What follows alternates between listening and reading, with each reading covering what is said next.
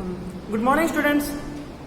In our previous class, we had discussed about the things around us and classification of living things and non-living things, and discussed some functions about living things.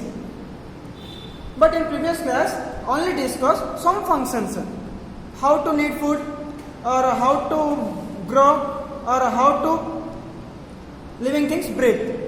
Today discuss remaining functions. These are how to living things move, how to living things feel, and how to living things reproduce.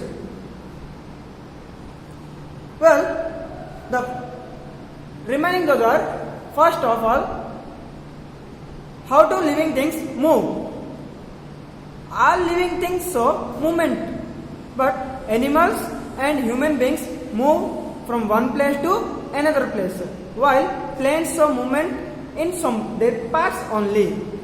For their example, dog, cat, elephant, and some human beings move here and there in search of food or shelter and water. Plants, some plants like touch me not. Touch me not is a plant to show movement upon touching, and sunflower turns towards the sun. But non-living things like car, bicycle, and chair can also move, but not their own. They need to push or pulled by a human being or an animal or an engine to move. Therefore, the movement is a feature of living things only. Second one, how do living things feel? Animals and human beings have sense organs to help them feel these changes.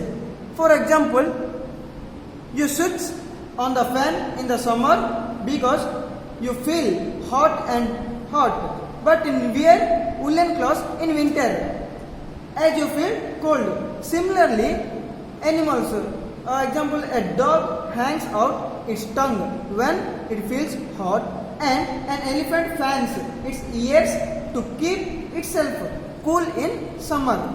And some birds also migrate from one place to another place in response to change in weather conditions, while non-living things do not respond to changes in their surroundings.